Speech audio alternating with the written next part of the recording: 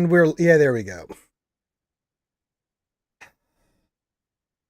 You know, when you get a Windows update and you didn't know you had a Windows update, that's the suck. All right, let's try this again. Good morning, good evening, good afternoon to everybody, and welcome back to another non-muted version of the Jedi Academy here at RSG, the show where we sit back, relax, and have fun with you guys, answering questions the next couple hours on Star Wars Galaxy of Heroes, the mobile game here on the YouTubes.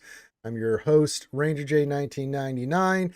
In this show, we bring panelists from all the different walks in life of content creators, such as the biggest sandfly from the beat, the sandfly from his world tour. Good day. Good day. It's good to be back. It's good to be back. Yeah, we're both back from our little trips and excursions. You and I don't know, where were you? In like Philippines Well, and New Zealand, Zealand. Singapore, Yeah, Thailand, Paris, yeah. TwitchCon, and then back home. There you go. And I'm just recovering from Vegas still. So not only was it Vegas, but it was my birthday this couple days ago, plus my 7 years of streaming anniversary. So it's been chaos here for me. So it's been nice. Just a quick reminder, we are on YouTube, not Twitch. So make sure you hit the thumbs up and subscribe if you haven't already. We do put content on YouTube, even though we primarily stream on Twitch. I'm still uploading the videos.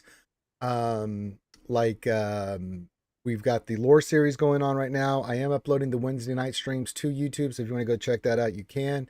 Also, we're doing the Jedi Academy. We'll have weekends where I'm not available for Jedi Academy, but for the most part, we'll get those in. And then tonight on Twitch, on RSG Variety, we'll have, I think it's on RSG Variety, we'll have Dungeons and Dragons for those nerds that like myself and you out there that like to watch Dungeons and Dragons. We'll have that for you guys as well. And then I should get a lore video in tomorrow. I'll see what's going on. If not, then I'll start getting that up and running again. Again, it's been chaos here. I'm still a little run down from Vegas just because of just, the travel and the stress of traveling. All this knows what I'm talking about. Usually when you get back from a trip, you're just kind of run down for a few days.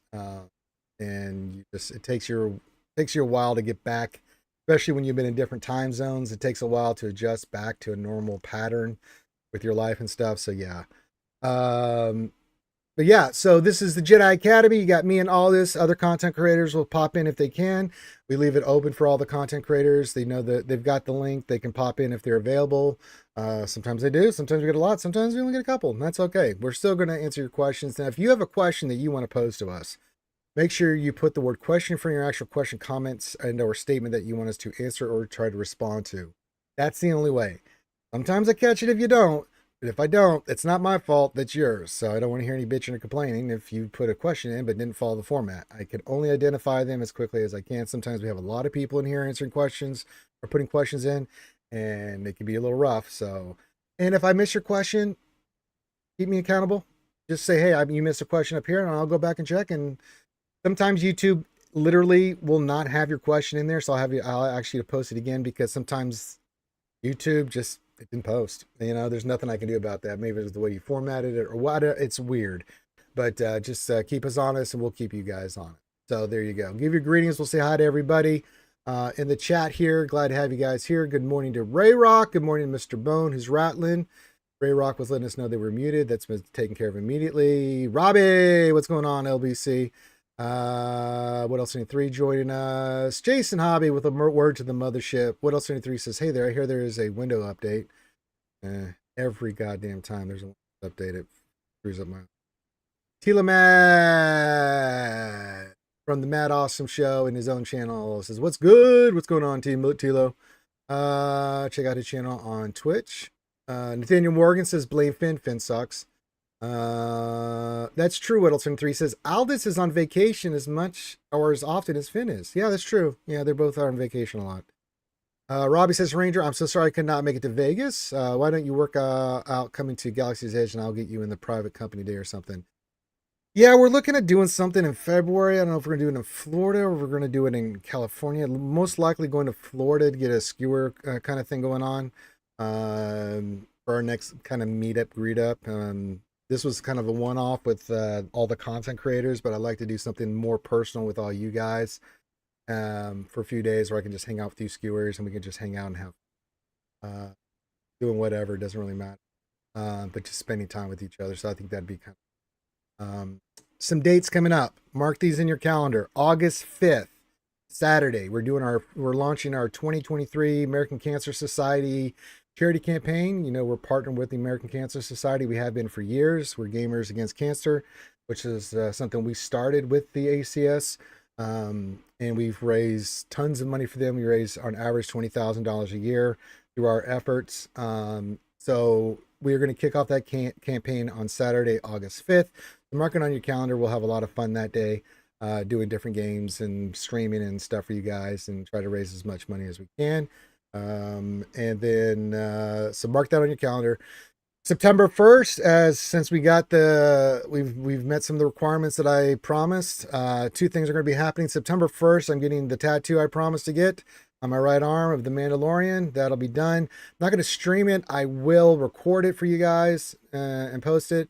And then after that, I'll do the hot tub stream. I figured it'd be cool to get the tattoo in and healed first before I go and do the hot tub stream. So you guys can see it in all its glory. That's the earliest I can get with the best tattoo artists around. So it's like, oh, 6 weeks, huh? Well, shit. That's just the way it is, man. You want the best, you got to wait for the best. So, and I'll record that and then I'll stream it maybe. I know I'm going to do it for the VIPs first. They're going to get access to it first because they support us more. And then eventually I'll do another video for you guys on YouTube for everybody else, if anybody's interested. So yeah.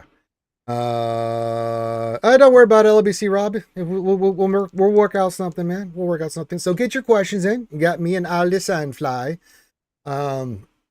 Kind of a slower week. We got Princess Kanisa, but that's about it right now. We had some bug fixes, but it's that off week, Aldis. Not much going on. We're grinding through Conquest. I'm grinding through Conquest. You know. Yeah, I don't know. I was kind of it's a shame. I mean, I really enjoy GAC. You know, I mean, GAC is the event that you stream.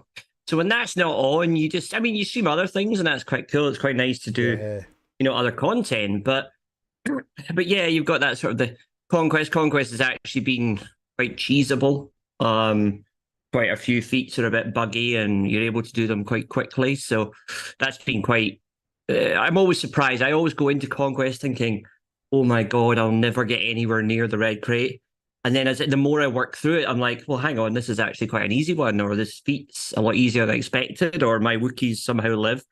So yeah, just working through that.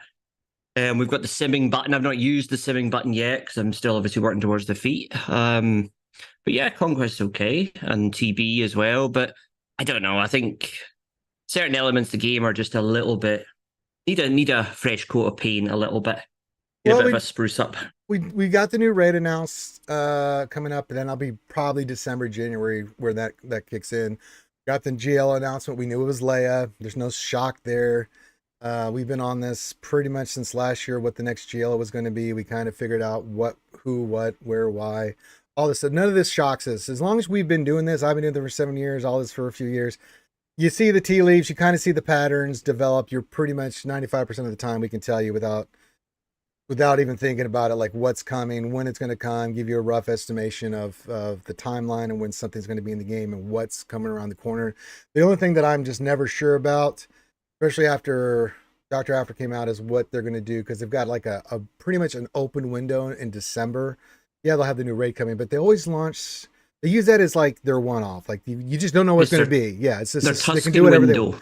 They can do whatever they want. Yeah. Yeah, like when they launched Tuskens last year, it'll be some, I don't know, some new thing for the raid, something that, will make like a new, maybe it'll be Scout Trooper.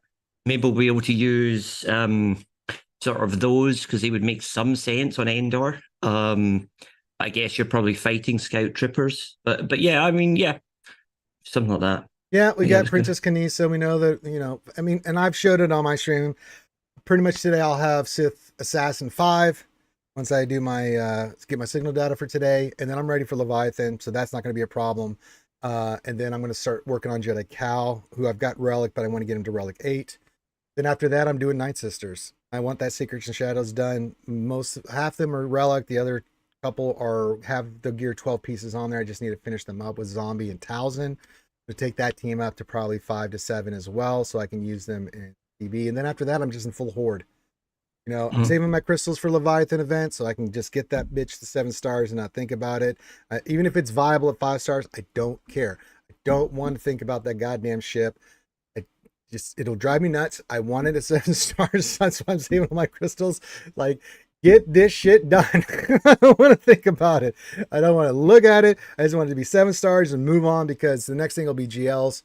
And then I'll start saving my crystals for Rex, Kanisa, the new character that they created. I'll start getting them out of shipments, stuff of that nature. So yeah, we've got a few projects on board, but it's going to be kind of a horde mentality for Ranger. Yeah, once Leviathan's out of the way, then I think it'll be a little bit more free will kick in again, and we'll be able to sort of get back to farming. But yeah, I mean, I'm all in on Leviathan as well. I think we've got 3 more to do.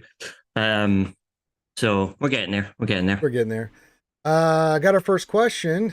LBC Rob, what's up? Says, what or who do you think the rest of the lay requirements are going to be? We've had 3 marquees announced and or in game already. Rex, Anissa just came in, and we have that other character that they created. I think 2 more. I don't know why I think 2 more, Aldis, because I still think we're going to get a General Lando or a General Han or a 9 nub. Something, there's 1 or 2 more coming in. I just don't buy that we're just getting, these are the 3, because I look at Leia and then I look at the characters they brought in. Anissa's for Ewoks. Yeah. Rex is for Phoenix. Now the new character will be with Leia, but who else are you going to add with their shitty rebels? I don't think so. I think we're getting a couple more marquees for this. Well, we've obviously got Leia's in the game already, so you got to imagine that those are going to be R8s or R7s at least. Wicket, definitely. And then probably Chupio, I can imagine, makes some sense. You know, I can imagine we're going to end up with anyone that was on Endor. But yeah, I still think there's probably 1 or 2 things missing. I was also quite surprised that they're actually putting Relic 3s in there. Like Akbar, I would have thought he'd be higher. Same thing they did with Jabba. Now, there's a caveat to that. You can unlock them with lower relics, which I like, right? You can get the GL, but let's be honest. For the raid and stuff, just like with the Hutt Cartel, you need them to have Relic 7 or Relic, which I'm okay with. But it's cool that you can unlock the characters at lower relics, and the team is viable at lower. So for GACTW, that kind of thing. But for the raid, we know the GL and the main homies are going to need to be Relic 7 or higher to get that good score in the raid, which is okay. You know, that gives me time to get them to Relic 7, Relic 8. That's totally fine. I don't have a problem with that. So, but yeah, if you go back, they're doing the exact same thing they did with Hutt Cartel and Bounty Hunters and stuff that they did with Jabba, they're doing with Leia. So it doesn't shock me at all. Ranger doing yoga, pulls, and hot tub stream. Hot tub stream, yes. Not pulls or yoga. I don't do yoga. Get the hell out. Yeah, I mean, Jack Daniels, yeah, Scout Trooper, we know is sort of in the game. Would make sense. Whether it comes as part of a marquee here, or whether, like I say, it comes as a respread sort of end or empire team, whatever you call them. Yeah, it's an interesting one. Okay, Jack Daniels question: any good conquest cheese in particular this time? All this, I haven't seen too many yet. There is no cheese with this one. Now the only thing you can do is just get your caustic admissions, your amplified agonies and stuff. That's your best cheese, because you just go in there like with Inquisitor or something, the people die immediately. You're just like, okay, cool. Oh, I'm good. Okay, you died. I'm happy. I haven't found any cheese yet, man. They've really tightened the screws on this. Even the Phoenix, treasure nodes, man. The Phoenix one is hideously bugged. Oh, yeah, I saw that. Yes. That happened to me. I was like, wait. I went in with just put any Phoenix character onto your team. And even if the Phoenix character dies, you still get all the kills credited as Phoenix kills. Even if you go in against a Phoenix team, you get 5 kills. Yeah, I went in against the Phoenix team. I'm like, what the? Yeah, where'd my 5 kills? Fudge? So I didn't use Phoenix. What the fudge? I'm running my my like gear for who's the Ewok? No, the new Tusken. He's remarkably good, actually, as a leader. So he's running my Wookiee team. Sticking him in, I'm actually using my G12 Vandor. No, not Vandor. Who's the one that takes all the hits? Zalbar? and Zalbar, yeah. I'm running those two with three other Wookiees, and they're pretty much able to carry the Wookiee feats as well. What else is decent? There's a few data discs actually that are running quite well. There's assist and assist again data disc, Yeah. which is particularly good for the Genosians. That works quite well. Keeping Malgus alive is pretty easy. He's mine's Relic 9. I've had no issues with him surviving anything because even if your stamina's low and they're beating the crap out of him, as soon as he does his first turn, it's like, okay, full protection and health again. You know, plus if you've got the right disc on, the team's dying after they do their initial turn, they've got all those debuffs on, they're going to die horribly. Perseverance, yeah, I picked that up today.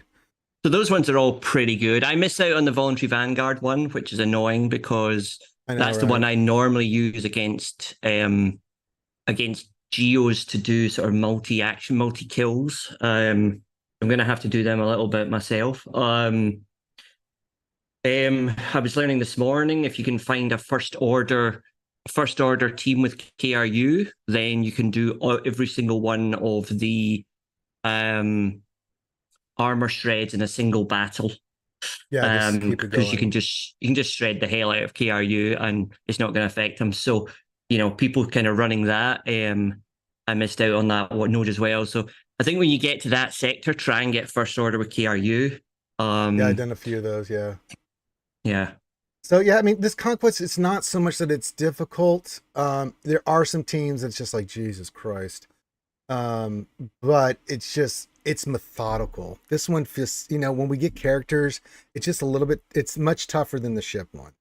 And you just have to be methodical with it because these feats are really, you got to be very specific on which feats you're going for. Like I'm about to finish Sector 9 and I've already done the gold one, you know, the gold path one. That was no problem.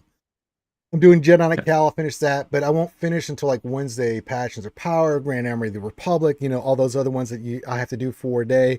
I'll finish the Wookiee one this week as well. So all those will be knocked out, but I'll do that as I'm a couple battles away from finishing Sector 5. I think I got 3 or 4 with the boss node included in that. Done with Sector 5, then I'm going to go back in, finish all Sector 5. Then get all those feats and then work on the big feats as well. Then I'll go back in Sector 4 and I'll work my way backwards when I get these kind of character conquests.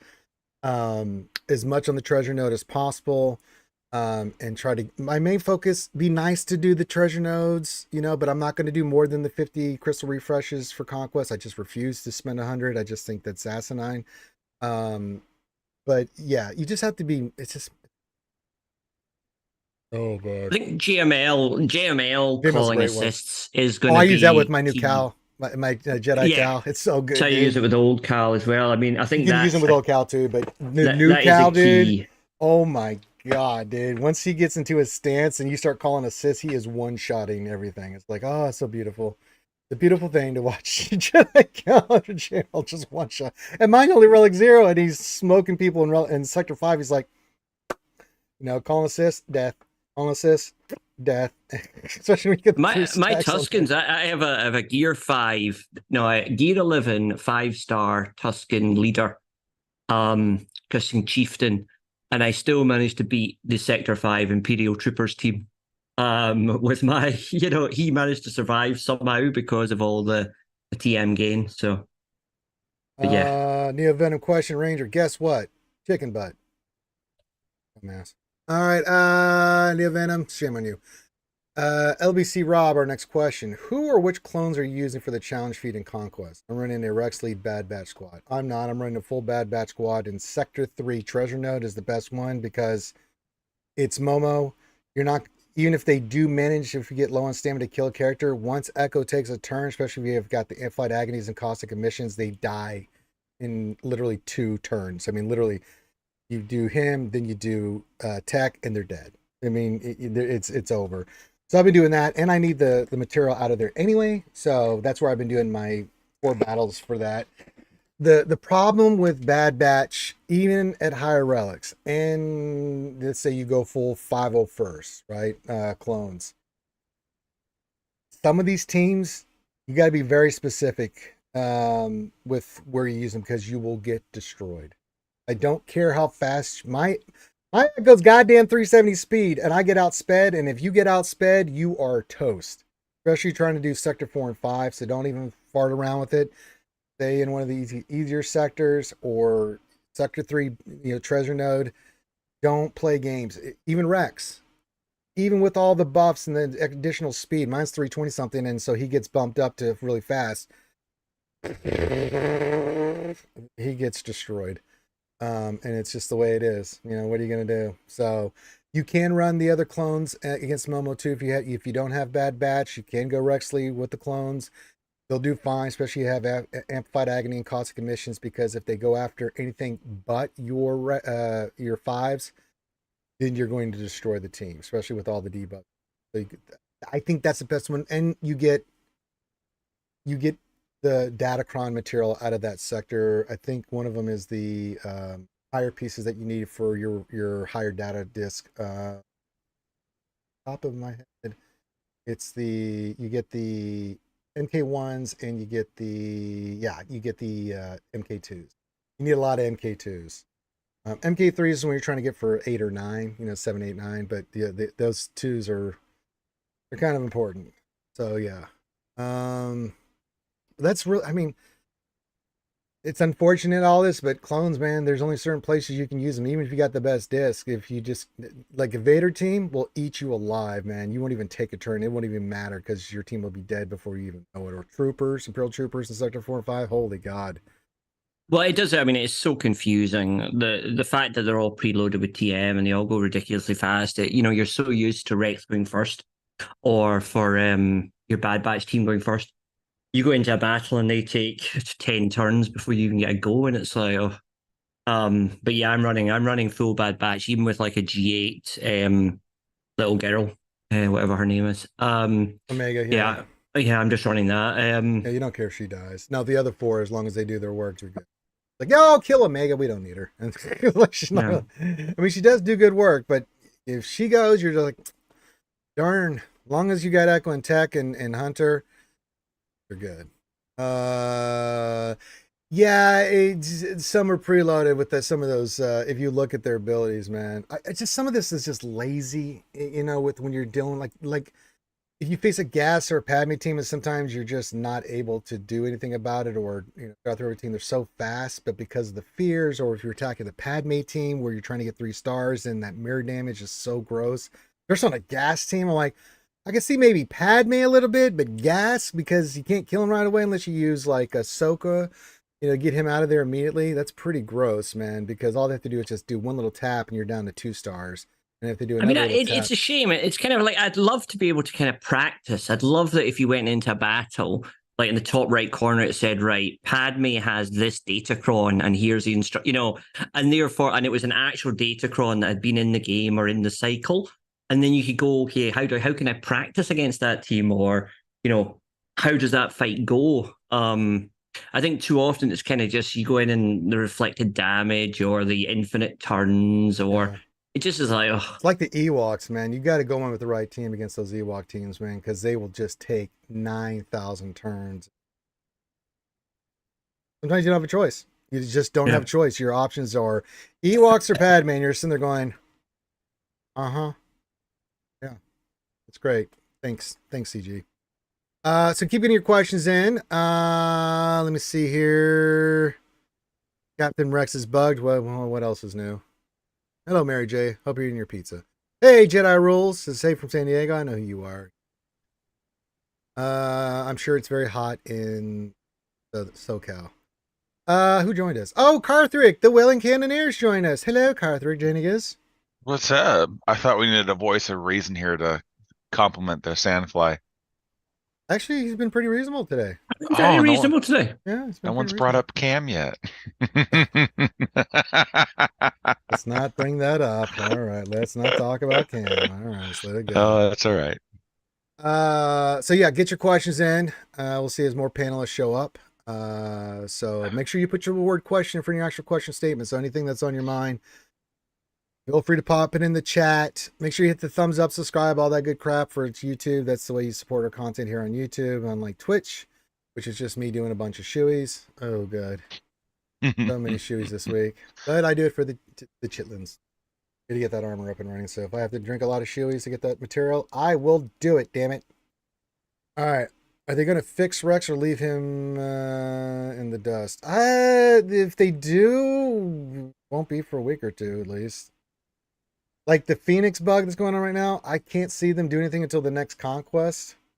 So and honestly, if you're getting the 9.99 pack, take advantage of any bugs or stuff you see now. Get the red crate here, the highest crate you can, because we talked about it before. If you can get red crate with the 9.99 pack, you basically only need two gold crates afterwards. You don't have to stress about conquest as much for the next. And if they start patching things, then you've already benefited. Yeah. So you're then on. Also, with the way the datacrons drop, it's kind of good on the next conquest to actually farm datacrons a bit earlier, so that you get a few more in your back pocket before GAC starts. Yeah, the only thing of the new one. Yeah, I've got a shit ton of Datacrons that are like level 6. The only thing I'm looking to do is just get materials this round. So I think I've got like 15 Datacrons. Just get them all to 8. I don't need any of the 9 abilities. Maybe I'll do Night Sisters. I doubt it. Because it's still going to be a couple weeks before I get the Night Sisters at the relic level that I'll need for that. But outside of that, I've got Sith. But my Basti one, like light Basti, that's a spicy Datacron. Yeah, it's not bad. So I'm looking forward to seeing what that does in 5s. And I've got the Sith Emperor Trooper, so both of them are R7, but I've got a couple of others, but they don't work. Did I real fizz? He's up early because there's a double header for the Padres. Oh, very nice. Yeah, get your baseball in. You know me, I'm an avid baseball fan. They're not sharing stats. Oh, okay. Well, there you go. Oh, look who else is joining us. It's Calvin. So good morning, Calvin. What's up, guys? Good morning. Good morning. How are you this fine day? I'm doing really well. Just got back from the gym. Good. Getting in my crate rate hits. Good. Priorities. Working out and then swaggling. Before he eats, folks, that's dedication, goddammit. That's some hardcore dedication right there. Oh, I did swallow the quiche that I've had going this whole week right before that. That did happen really quickly, though. Yes. Snarf it down. You guys haven't checked out Calvin's videos, you should. It's got a lot of good stuff on YouTube. The best one I saw was having his wife on. Yeah, that was really fun. Dude, I was cracking up, man. Cracking up. The caller question had me in tears, dude. Well, it's just like the answer that everybody was waiting to hear is like, I have no idea why he does it. He just does. Well, actually, no. She said it's because that's she said your words were, it's my style. She said it's his gimmick, and I'm like, it's my brand. Apparently everybody thought that was very funny. I did too. It was so funny, man. Because she was looking at you like, Yeah. It's so good, man. If you haven't watched that video, watch it. It's so funny, man. It was a fun time. That was a good time. And you check out his other videos. Good opinions on some of the stuff. You may not agree with it, but it'll get you thinking, and that's we encourage critical thinking. Half the battle. Yeah, half the battle. We are waiting for some questions. So if you have any questions you want to pose to myself or the panel is growing. Make sure you put the word question in for any extra questions, comment, or statement. We'll get to it. So yeah, I was just talking to Aldous, Karth, Calvin. It's just one of those weeks where we're just grinding through Grind Quest and. You mean the best game mode ever? No. Did you mean the game mode where you can buy key cards for Conquest? Oh God. I thought that was kind of funny that they did that. I mean, people weren't buying that pack, so they'd sweeten the deal. Mm-hmm. Well, I mean, they're doing more, and honestly, I don't give a care, because if you want to pay to save time, that's the whole framework of how this game works, right? You can do it free to play, or you can pay a ton of money to save yourself time. Yeah. So if you want to save me time in Conquest, all right, fine. Yeah, I mean, like I said, it's very much in the structure of the game. Yeah, I mean, and I'm loving the crap out of simming right now. Like great. I'm like, you know what? I don't have time to do another 30 battles tonight. Nope, I'm just gonna sim, and I'm done, and I'm out. I will grind some more tomorrow. Pretty much. I mean, we were talking about this earlier. This conquest is it's much more difficult than the ship ones. The feats are more involved. It's a lot more grindy and tougher. But I mean, you just have to put your nose down and do it if you're going to if you want to go for the characters. And Yeah. let's be honest, Malicos is a character Yeah, you he looks definitely really good. want. Yeah. I can't imagine not have he's like a Malgus all over again though. The way he'll transform how annoying the Ufu team is on defense or offense is just gonna be ridiculous. I mean, every triple Ami GAC character they've dropped has always had a fairly revolutionary change to whatever team it goes with. So Yeah. I can't imagine being behind the 8 ball on that one. No, I saw that kid and I was like, sweet mother of Christ, what am I looking at? Well, I'm just happy they did it and they put him at a power level which kind of resonates how he was in the game because I was like that's what I was worried about him with him being a marquee. It's like he's just not going to be very strong if he's a marquee. So I'm kind of happy that he came out the way he did. And then Daniel Walker says Malicos is great, but most don't have the roster to make use of him. To be honest, yeah, initially, but it'll make him. It'll make you think. It'll make him. I would challenge that though. Go ahead. Like, go ahead. There's about 5 or 6 teams that he's going to probably make a difference on, and most of them are pretty end game. But like, if you don't have Seer, I wouldn't completely count yourself out. Like, I even think he's going to be. It's going to be a really fun thing for theory crafters because he's going to be constantly trading things, if that makes sense. Like if you put him on an Inquisitor team, you're trading the whole patience part of their kit because it has to have all Inquisitors to work. But then you get this character that is going to be assisting every single special and hitting under bonus protection and normal protection. So all of a sudden, Inquisitors, they might be weaker against some certain things, but I think it probably starts to kill Treya now because you can just bypass the protection up and the protection and whatever else they have going on and just go right for their health. And I think he's going to do that in a few teams because there's going to be constant trades. Like a lot of people are theory crafting with him with Ray. Again, the same concept. You're trading a lot of Ben Solo stuff and even but yeah, I wouldn't be immediately just looking at like, oh, I don't have Seer. He's not going to do anything for me. Yeah, they're the ideal teams that you want, but I mean, I can tell you folks, man, Seer, regular Cal, Sokatana Fulcrum, Malicos, and crew, going to be a dynamite team. So if you just get done with, let's say you just got done with Jabba and you're looking for something, you want to work on something, not a bad team to work on. And not only is it fantastic in most of the game events, it's gross in TW, it's gross in GAC. It's fantastic in TB and stuff. So they're a really solid team. Yeah, you could do some farming and stuff for it, but you know, you should really keep that in the back of your mind. But I agree with you. Like I was thinking about that too with Malicos, Ben, if they're both hitting under protection. Ow. Yeah. Owie time. And he's an user. Oh, so much of his kit is built around the leader being Ufu, and we have a ton of Ufu leaders. Like CLS is an Ufu leader, Ray's an Ufu leader, Maul is an Ufu leader. Yeah, you can run him with Lord Vader. I mean, there's a lot of options with Malicos, so I wouldn't discount him with where you can run him. I do think the Seer team will be the it's going to be the. But yeah, just because not running there, you can run him in other places and do quite well. I do like him under Lord Vader. I think you do great with Ray as well because you can run all kinds of different characters with Ray. We've seen it in the past. There's a lot of good stuff. You talk about the Inquisitors. Yeah, I think he's going to be a game-changing character that's going to give you a lot of viable options for where you run, and I think it's going to be great. I have to say, I do kind of agree with Nathaniel, though, at the moment, but this is obviously, we've only just started, so we don't get him for 2 months. So I kind of agree that maybe I personally don't feel like I quite have the roster to put him where I'd want to put him or where he'll probably end up.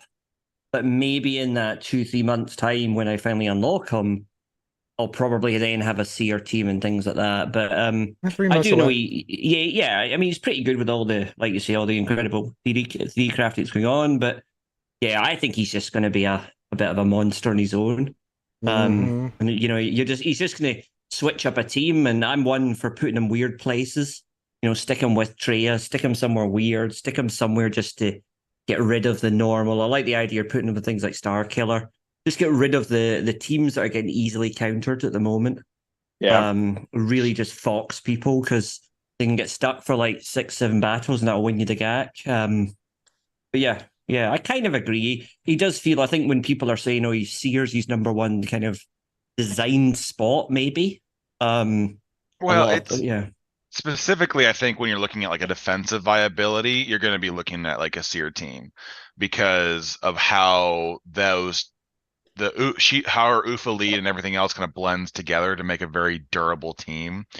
I think offensively is where he's going to have a lot of plug and play options because you're going to be able to control the interaction. But on defense, it's like you put certain things on defense, you'll create enough of a hole in the defense to where it's like the compensation plus how the AI plays it isn't going to give you. I mean, it at best it throws somebody off, but at worst it's just like it just allows it shuts off one counter. It's like if you put it with Riva to shut off Treya, it's like okay, but now that they don't have patience. Now let's just say like Jedi Knight Cal or maybe a shitty Jedi Knight Revan team without Jedi Knight Cal is now able to deal with it because so much of the kit falls away from their durability falls off from not having all Inquisitor teams or whatever. So there's a trade-off on defense, but I think on offense he's going to have a lot of plug and play viability. Defensively, it's going to be like there'll be one or two teams where he's just going to be a menace, and then after that, it shuts off specific counters. So if your opponent goes heavy on defense and they have to use Treya to beat like Riva on defense, and then you put it there, yeah, that could cause a problem. But because a lot of them are going to try anyways. Mhm. At the very beginning, everybody's like, all right, this counter worked before. Let's see if it works now. Yeah, for sure. All right, let's get to some more questions here. Kind of got two questions that we can kind of throw in together here. From LBC Rob, his question is, who do you think the most useless GL requirement will be for Leia? My money is on Lobot. Lobot's not going to be a requirement for Leia. But we'll answer this question, who we think the most useless character will be. And from Jedi Rules, who will be the next marquee character for GLA besides the first two that were announced last week? Well, we have the third one we know is coming. What else? 3 says he doesn't think we're getting any more. I think we're getting a couple more. There's something in my brain, and I was just talking about this. Most useless character, we don't know yet. We have to wait till we get the full list, so I can't tell you. But looking at the characters that come up, Rex for Phoenix, Kinesa for Ewoks. Now the new character will be for Leia, but if the new marquees that come in are not a requirement for Leia, which maybe some are, some aren't, they'll be to build the team up like they did with Jabba. So that's a possibility as well. I still think we're getting two more marquees that are going to be required for Leia. And we may even get a couple others that are not required for her GL that'll round out the team, like Endor Han, Endor Lando, 9 Nub, that kind of stuff that comes in there that will round out the team that you'll have to do. And they're going to try to make money with these characters, either as a requirement for Leia or not. So let's get the panels. And who do you think the most useless character is going to be? I don't know. I mean, Lando's not the best character at the moment, but he's required. Yeah, Lando's already that's a pretty low bar already. Yeah. Yeah, the only reason I'm going to give Lando a pass on that one is because solely out of the fact that he's already been required prior. So it's a lot of people already have it.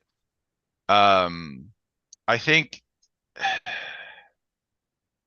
right now, from what I'm seeing with the out of what we know right now, I would say actually Wicket's probably one of the throwaways because it looks like Kinesi doesn't even want to use Wicket. So it's kind of like, got to bring up an Ewok I'm not going to use, which is a little bit of frustration, but it's hard to say, man. We got another 10 requirements to power through. So it's hard to say, but as Ranger was saying that they're doing one of two things with Leia, which is they're either going to pull apart characters to create the ideal team, which it kind of feels like CLS is getting torn apart, or not really.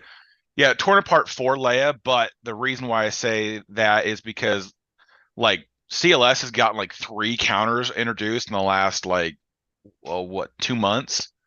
So we're getting more and more teams that can deal with CLS, and so it feels like they're going to nullify the reason of having it together.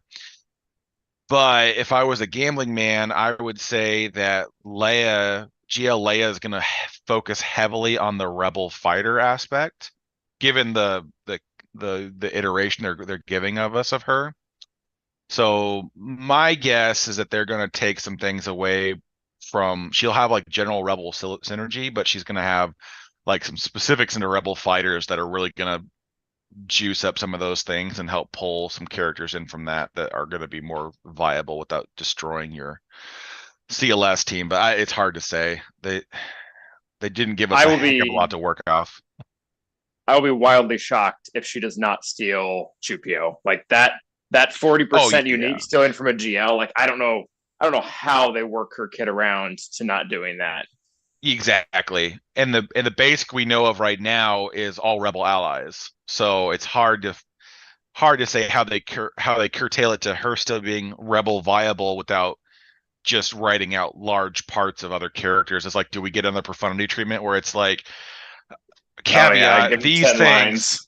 Yeah, 15 if you lines have blue later, eyes and were born in July. Yeah, you can't be used here. So hard to say right now with what we know.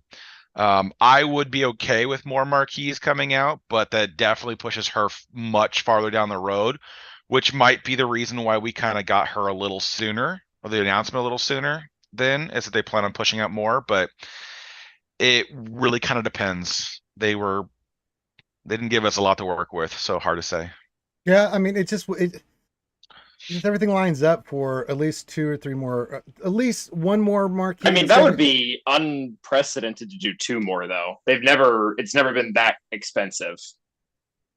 But the trade-off is that they're doing like Java. They're not making the relic requirements that high, like they did with Java. But I think, like McCarthy brought this up last year when they did, the team was put in place with Java, right? They made it a self-contained team. I don't see the characters yet for Leia for that. I don't think they're going to pull characters from CLS. I think they're going to have their own team for Leia. What that looks like, I just have a sense that it's going to be these characters from, again, 40th anniversary Return of the Jedi. Chance for them to try to make money off of it, yada, yada, yada. So even if they're not a requirement for the GL, I just think that team is going to be self-contained so you don't stick around with stuff like CLS and things like that. I know, just my thoughts on it. It's like how they built out the Chrysanthemum, Bausch, and Lando, right? They all built them specifically with the tag exception as part of their kit. You get the extra paragraph of text if all allies are Hutt Cartel, if all allies have this or whatever else that they have going on. And they did that intentionally to prevent the use of the characters in other places as being as effective.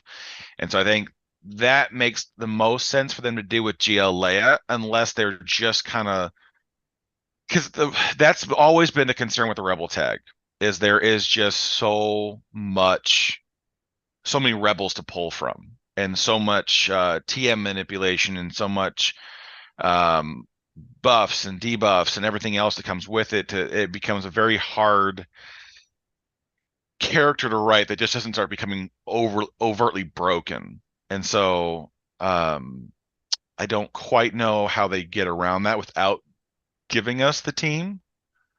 But it's possible. I mean, they've gotten a lot better at writing their kits as of late. So I mean, I'm interested to see what comes next. But it does seem that only shipping her with one unique character, either that character is going to be the one that has all the do's and don'ts in it, or they have something else planned where they're going to try to limit everything being shipped over to GL Leia when she drops. I mean, she ain't coming out till early as end of September, October, right?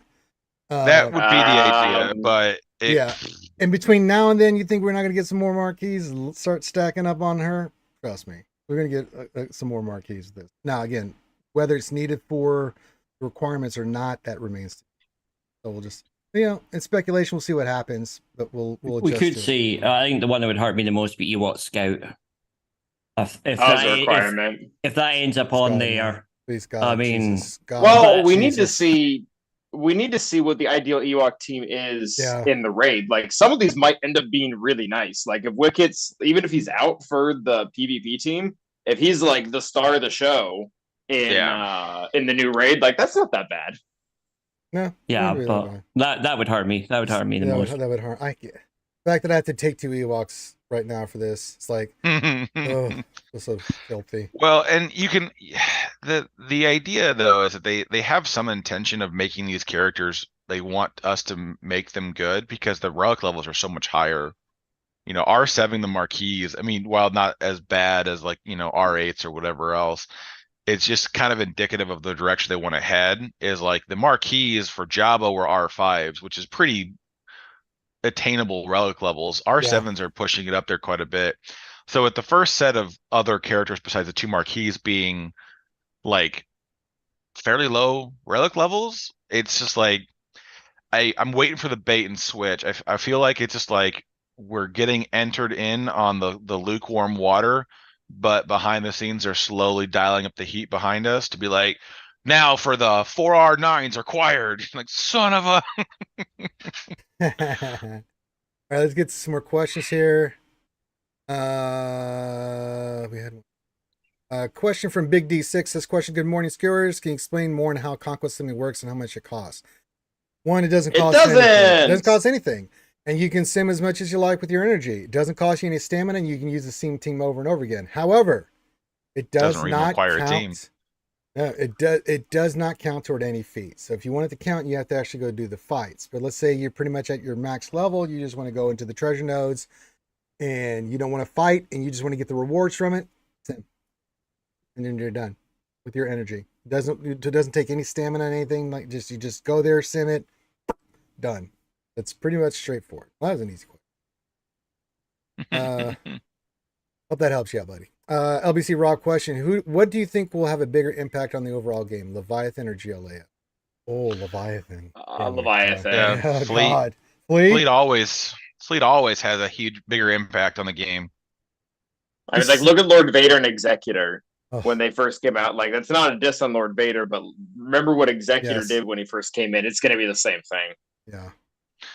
Well, and they're designing the Leviathan to somewhat sit comfortably above the 2 meta fleets they have currently. Yeah. Where I feel like their argument is going to be, well, Profundity will still beat it, but you'll need to R8 all your pilots. Yeah. Like, I feel like that's the way they're headed. They're gonna really punish players for not having 7-star fleets. They're gonna really punish players for not relic investing and mod investing into the pilots. Yep. I think that's going to be a large portion of how they plan on moving forward with those kind of things, because they're not going to care if you have to R8, R9 all your pilots to beat the Leviathan, because now you've significantly invested into an older fleet just to beat the new meta. And so why would they care? It's still money to them. I agree. I mean, someone asked me, like, do you think Profundity will be able to deal with it? Yeah, but probably like in a first order counter where it's like 60% of the time you can beat it, unless you go high in the relics, which is crazy. You're gonna really have to pay attention to the mechanics, because like the first one is to sabotage the hangar. Yeah. So like your first reinforcement's a sacrifice. Yep. So like there's some fact finding you have to do. Like, does the first reinforcement effect still trigger? So like if I summon Phantom, do I still get the cooldown reduction, or does it automatically destroy and I don't get it and I don't get anything out of the Phantom? So then Wedge finally has a use, and I'm gonna summon Wedge to die, and then on my next turn I'll summon Phantom and then Ghost, and then hopefully I'll win. Like there are just mechanics that we don't know how they're gonna interact yet that will change that. But I don't think the Leviathan's bulletproof. I just think like when you're driving the ship offensively, you're just going to dominate everything. Yeah. And I think that's going to even happen at low stars. I've been rattling on this for a little while, but I think the Leviathan's going to be one of those ships where it's like CG is going to find some way to force us to 7-star it, but I can't see a reason out the box to 7-star the ship. Like I have my reason. It would be the mirror match. That would be the reason to do it. Oh, I'm just doing it because I don't want to fuck around with it after it comes out. I hate that. You know how much I hate that card. I hate doing those fights and stuff. Yeah. I'd rather just spend the crystals and get that shit done. I do not want to sit there the way CG has set up those fights in the past. After Profundity, I'm done. Wipe my hands. It's like I'll save up my crystals, spend it. Like just give me the 7-star. I don't want to sit there for hours. It was what else in E3 he did? He actually did it. He had the crystals, but he actually did the fights. Took him 4.5 hours to get the 6 stars or something. I was like, no, I don't want to do that. Yeah, for an extra 5,000 crystals, I can just be done in 20 minutes. Yeah, I don't want to be sitting there for that long. I've had my PTSD moments with gas and other events that you guys have seen where I'm just like, God Almighty, no. Yeah. But yes, it's Leviathan, because we still don't have enough information on Leia. No, it's going to be important for the Rey, but yeah, we just don't have it in Leviathan fleet, GAC fleet, crystals. Come on, it's going to be the haves and have-nots. Like it or what? Pretty brutal. I just think it's going to be brutal. If you don't have Leviathan, it's going to be really tough for you to hang in your guard arena, and GAC is going to be rough too. I don't know how rough, but people are pretty good. But it's going to be the question of if one of you has and the other one doesn't, it goes on defense, and then it becomes your problem to solve. So either you have to double like that's the question that a lot of people are having is like, is this the first fleet setup where it's like you have to double tap the fleet? Like you'll send in the executor to counter it, you'll get rid of a couple of things, and then you'll come and clean up with malevolence or negotiate or something of that nature. There's too many things that we don't have tested yet, and so I mean, 4 days from now when it's in the game, there'll be 800 videos coming out to YouTube. I guarantee Calvin's already got it in the back of his head of what he's going to do for Leviathan testing and how he's going to rock the meta with his off meta counters. I have the thumbnail made for the first one already. Yeah, exactly. And so I mean, give it a couple of days. It's releasing mid GAC, and so it's not going to be in the first week of it. We have some time to figure out how it's going to work, how it's going to function, what has a snowball's chance in beating it on offense.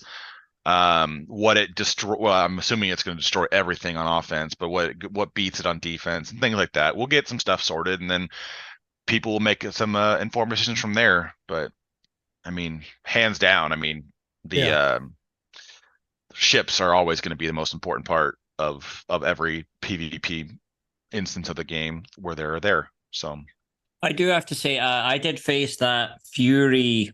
Was it Fury Shuttle and Sith Bomber under Executrix team? Oh, nasty, that is a nightmare. And obviously, it's autoing Profundity. Yeah. So like without the caption. Yeah. So I do think actually that team, and I do think sorry, not under Executrix, under Tarkin lead. I do think Executrix. Is that Executrix? Okay. But that was countered better by Piet than it was by the Profundity, as far as I can tell. So I would certainly encourage people to look into that team because that was nasty. Even if you aren't going to get Leviathan, don't ignore. I just left the Sith ships just sitting on the bench, basically. Going, well, I don't know what these are for. Till I round to that, but I'm certainly tossing that team on defense next time round. It was absolutely nasty.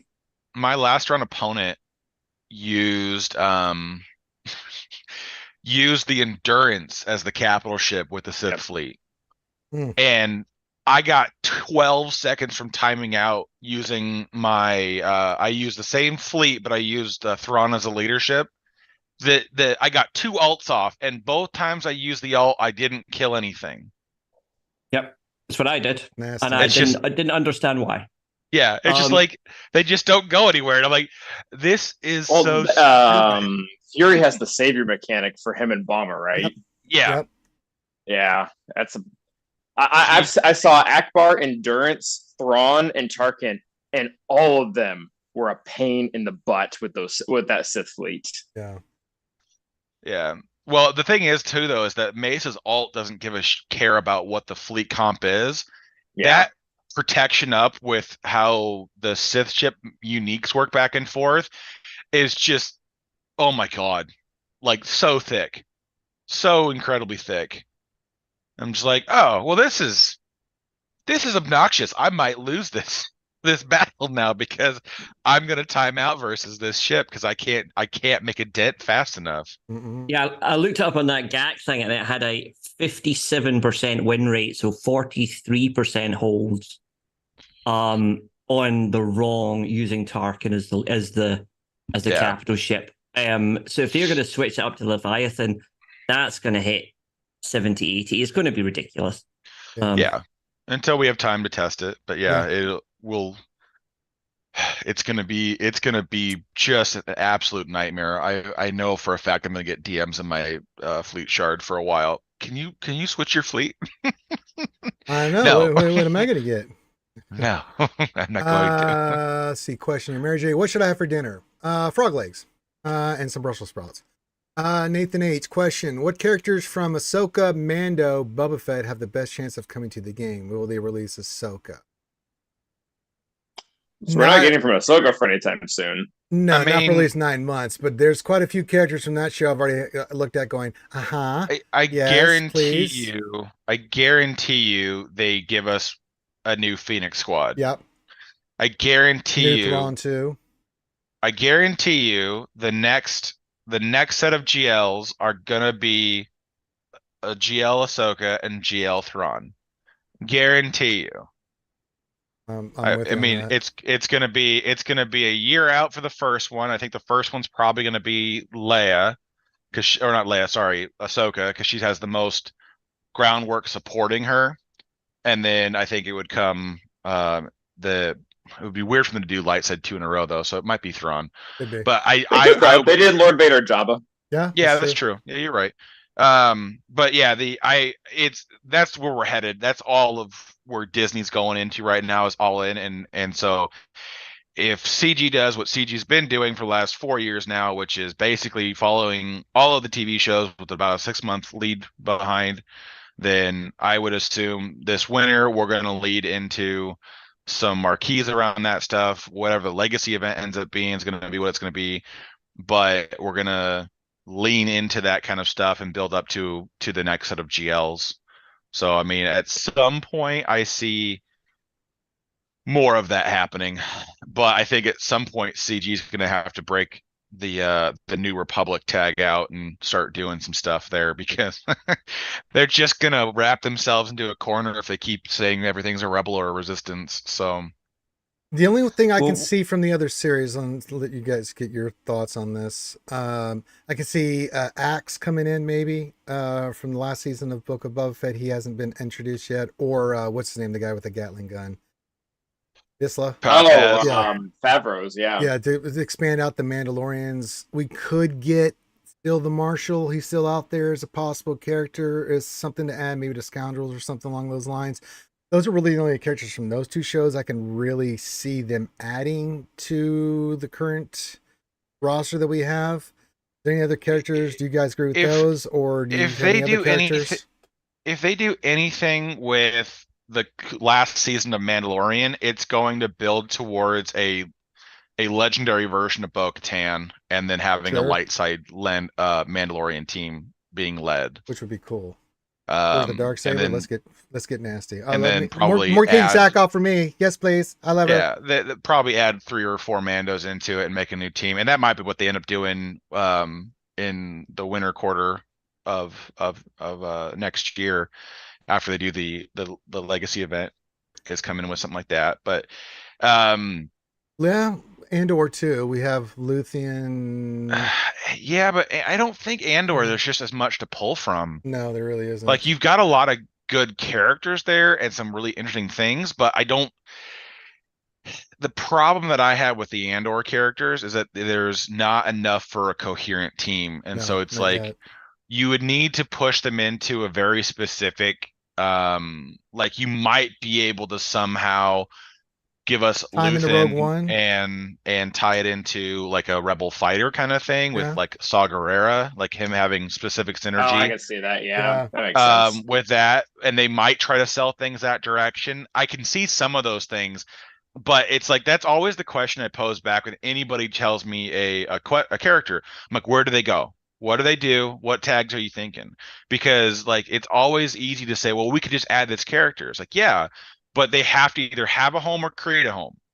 Like that's always a thing that CG does for when they introduce a character is they need to elevate or they need to create something new. And so if they're not going to do either, then why are they going to bother bringing a character in that's just going to collect dust on the bench? So I have a left field. It is 25 years of the Phantom Menace in 2024. Oh, right. yes. So I wouldn't put Padawan, Obi-Wan Kenobi. Well, they've got, if they are worried about, not having characters in the game or not having source material, they do have things like Gungans in there, Boss Nast, Watto. Gross. They've got a lot of people. Well, that's all the time we have for all this today. He said Gungans. I'm all about this, man. Kick me out too. All right, bye guys. The other, Why don't you and the Gungans and the Ewoks get a room? The other well they will go to is Jedi Survivor. They've got some solid characters in there, so I think they'll bring a Jedi Survivor team. But I wouldn't be surprised actually. So I think Carthag's probably dead on with the whole like Ahsoka thing, the series leading into a galactic legend. But they always they have to put something else in the middle between the two.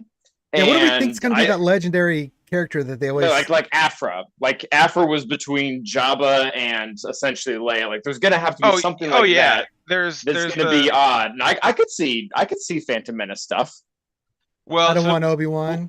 We'll have to round out this year by the end of the year, we'll have that legacy event, which they've been using to bring in either expanded universe stuff or less known characters into the fold of the game. That will happen after Leia comes out. That'll be the end of the year, and then the beginning of the year will work into their legendary, and the legendary might be their Phantom Menace kind of thing, which would be interesting because I can't see. That's the only problem with where the game is built out right now. It's very hard to pull things from that time frame that could be better than the characters that are already present in the game. Like I wouldn't want Obi-Wan, like Padawan Kenobi, being better than General Kenobi or whatever else. So it's this very weird dynamic where they create a problem of the new characters, they have to be good to make people want to invest in them. But then if the new iteration of the character is better than the old iterations of the character, then it kind of creates a power dynamic issue. But I mean, I would love to see, I would love them to completely steal Padme away and give her a Naboo team. Captain Panaka. Yeah, give us some Naboo security and make Padme the handmaiden. Yeah, she was quite cool. Useful again. They don't have to bring in the whole Gungan faction either. That could be Jar Jar. Make him be one of those evasion tanks that is constantly applying confuse every single time he evades a hit. It would not be hard to put him in. Yeah, and I would be okay with things like that, of that nature, of finding because Padme is one of those characters, right, where she used to be really meta. And then they kind of got stolen. Her team got stolen, and then her team got stolen again. And then JM came out and kind of gives her a home, depending on what you want to try to make harder to beat with. But she's not really she's separated from the one character she's supposed to be with, which is Jedi Anakin, and Anakin's kind of forced to go over with Qui-Gon now, which there's a interesting dynamic in how things played out. But it's. If they want to do something like that, I would be okay with it. But CG has been fairly open and adamant that it'd be a cold day in hell when Gungans as a faction showed up to the game in totality. So I wouldn't bet the farm on them showing up. Yeah, I'd also take a Watto as a Watt type character. Now that one would be odd. I'd like Watto. Watto was good. The GR Naboo team makes a lot of sense, but okay, why is there not room for a slave trader who trades in children in the game? Answer me that. I think you just already answered your own question. Yeah, you just answered your own question. Look, I there's not room for slave traders anywhere. Whoa! There is already one in the game. Oh yeah. Yeah, Jabba. Jabba's a spice trader mainly. Get off your high horse. Literally. How dare you say that about my big fat buddy? two He's gotta all go about with the illegal huts. drugs, god damn it, not slaves. The owner of them before Watto was a hut. Okay, there's a lot of slave, yeah. Mm. Kind of Like, hard to argue that point when he's got his women on chains. Yeah, Yeah. not a good look. Yeah. Just to yeah. circle back, I do think it's probably too early for Thrawn and Ahsoka I don't think so. GLs Yeah, coming to the game. that's a year or two down the line. I think there must be. Oh, yeah. I think there must be a GL maybe after Leia before we get to them. Like who? I don't. I don't know. I don't know either. who I it think be, it pushes. but I think it pushes it too far out because you're The gonna only- want to follow the hype. Yeah. And if I you're, I don't think we'll see Thrawn much in the Ahsoka series. that's what I'm saying is I think we'll see him in the Ahsoka's film. first. Yeah, I think Ahsoka's first, and then Thrawn will get built out later and come with the Filoni movie that's going to be probably called The Heir to the Empire. And then Thrawn will follow that one. But when is that movie? Do we have the date for that, right? 24, yeah. Yeah. It'll be late 24. I think they're shooting for December 24.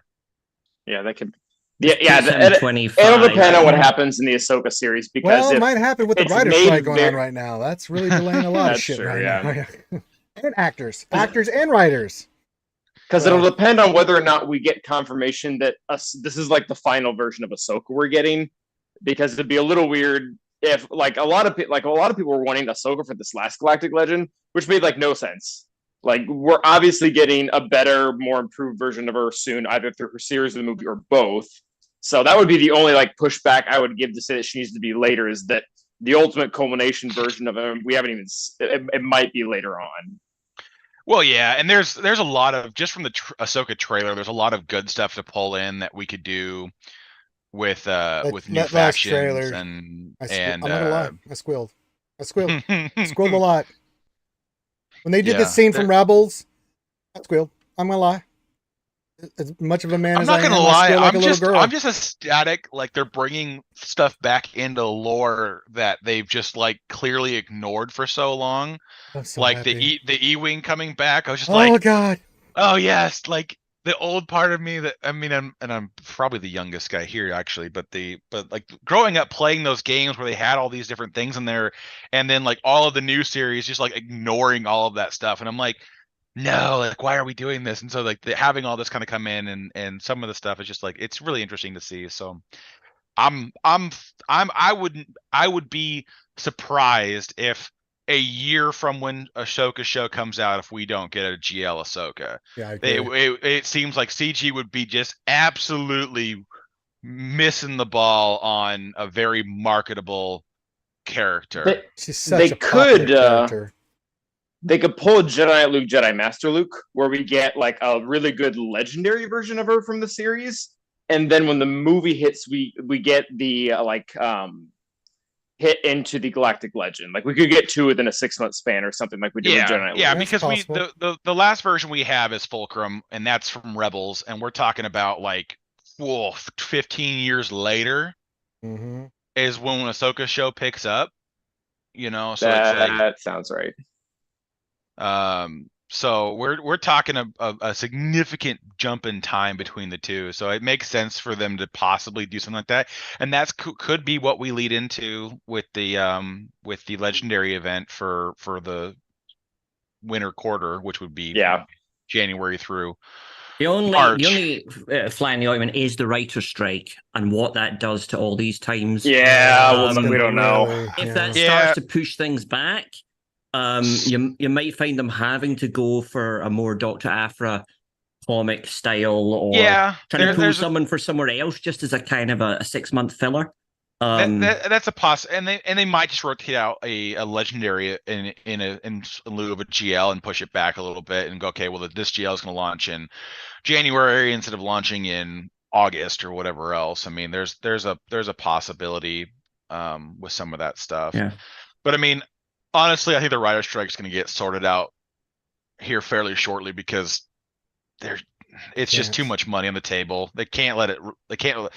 As things are headed right now, they need to get that sorted and push back out, because they're not doing well with what's already in the theaters. So, all right, as a company that produces that shit, Yeah, let's get to some more questions. What else in 3 question? Redirect your honor. CG also said Slave Leia wouldn't come to the game, and well, here we are. I'm sorry, that's Hut Slayer Leia. Yeah, it's Yeah, Hut sorry, Slayer. different. She's a Hut Slayer. Oh, everything CG says has like a time limit of 2 years, and Yeah. then it's no longer valid. Like, oh, well, Hoda things was changed.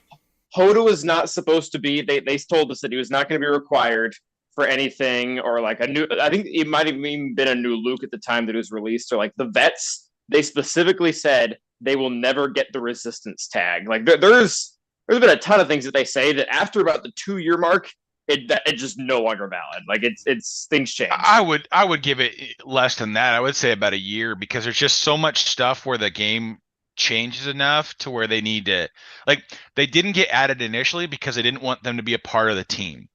Yeah. And then once we started stealing characters away for different teams, okay, well, we need now more resistance tags. It wasn't worth adding new characters. It was easier just to give them a new unique and then slap a tag on them and call it a day. So I mean, when CG says never, it never means never.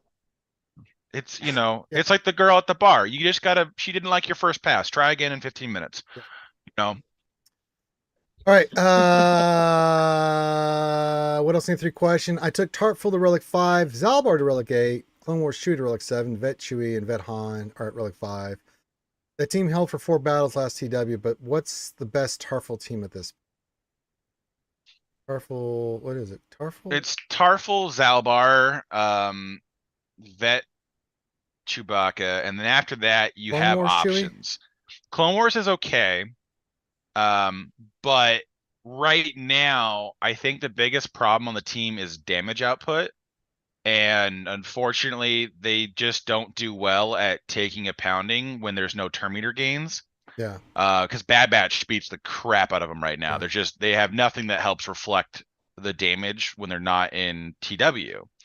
And so I think the ideal team right now is going to be running basically Tarful with Zalbar and Vet Chewie, and then throwing Vet Han and Mission underneath it, and try to maximize the damage output behind it. But otherwise, I just don't see how the team does anything productive that stops Bad Batch. I mean, Echo's just so hard to get in front of. So it's like basically all you're going to try to do at this point is hope that they don't use Bad Batch there, or you weed out Bad Batch somewhere else in front of it, and then it becomes a problem because it's just a chunky team to get through, especially with the current Datacron set. But it's not impossible. I mean, anything that can just TM loop it to death is going to beat the crap out of it. And Bad Batch just have all the tools. Like they have a stupid amount of defense and health, and Bad Batch just like max out damage and true damage. Don't care. Yeah, we don't care about any of your stuff. Dark Like, I mean, even like EP Mara, yeah. if you're splitting Starkiller to another team or whatever else, but anything that can just TM loop them where they don't move, it's like it doesn't matter how much defense you stack if you don't take a turn. Darkseid 1972 question. Here's how you make Padawan Obi for episode 1. Bring in Geo Qui-Gon and Obi can be a lifter like Ben Solo. Thoughts from the panel? Nope. Well, I mean, he would just lift the current Qui-Gon. No. You'd be, I don't know. They'd be like, all right, if you have his TW Omicron, then Qui-Gon's Omicron suddenly functions in TW or something. Yeah, Padawan like Obi-Wan, make him a little bit better. I like it, but I don't think. I mean, at that point though, then if we're doing Padawan Obi-Wan, we need a Padawan Anakin. We need to rework. Sure, I am all for it. We need to rework Padme's unique to be Padawan Anakin and not Jedi Anakin. We need Jedi Anakin's rework to go with something else. Like they typically don't do that though. Like Anakin and General Skywalker have like the weirdest relationship ever with Ahsoka, because Jedi Anakin, who's obviously like the Episode 3 variant, has like direct Ahsoka callouts, but the one that's actually General of the 501st doesn't. It's those decisions are weird. They did at least give Ahsoka the 501st tag. Yeah, but I felt like it was like a trope tag. Like we gave it to her because, well, she was a part of the 501st. But you'd be really silly to use her here instead of the full clone team. Like it's like, well, yeah, you're right. It's like Ahsoka with the Night Sisters. You can use Snips, but No. Oh, that's just like an old relic of like we didn't have enough leads when the first game started. Right. Yeah. So, Ray says, what would be the requirements for GL Ahsoka? Phoenix. So you'd have all the old Phoenix and Old Man Rex, and then you'd get some new marquee Phoenixes from the show and stuff. There's your requirement.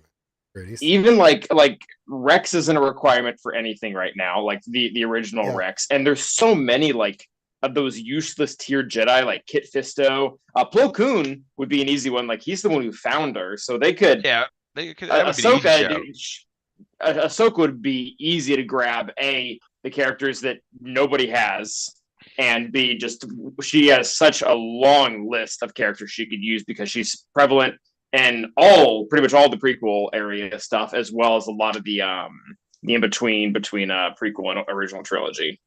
Yeah, I have to say I'm less sold on a GL Ahsoka. I know she's a fan favorite, but when I look at her, she's not really been in any of the films. She's not really shock. Front Character and came out center. after 6 movies that were dropped. She's had her own movie, yeah, but it was not very popular. Exactly. So you could see a GL Yoda. I do think that they have I do think that they might have a criteria inside CG that the GLs must be instantly recognizable by people on the street in the middle of nowhere. That's rather Ahsoka, than buddy. this. Well, okay, I mean, I'm only saying, I'm only trying to give a different, side here. I know, that but there is a possible that they actually don't pull the trigger. If you look at the GLs that they have at the moment, they are the absolute core characters of the main 3 films, the original trilogy, and obviously the later stuff. Well, so the only character who would beat out, I think, Ahsoka and Thrawn, like kind of what you're going for, like recognizable in the street, is a final version of Din Djarin. Like he's not in a movie either, but he's probably just as recognizable as like Rey and Kylo. Well, I think you could see a Galactic Legend R2D2 or Galactic Legend Yoda. I mean, if they had like a High Republic faction for Yoda, maybe, but possible. Yeah, I don't know how they work. Kind of back to Carthrick's point, like if a character is coming to the game, they have to have a place, and there's no place for like a current generation Grandmaster Yoda. What pulls me back though is they never launched a GL Mandalorian. No matter how successful that was, even after the series they got to, they didn't go for a GL. They just went for a lesser. So I would have thought that for Ahsoka to suddenly come in with one series and then, oh God, we're going to make her a GL, I think she's probably going to fall short. Series. She's had multiple series. She's been in all of pretty much Clone Wars. She's been in Rebels. She's arguably the main character of the Clone Wars.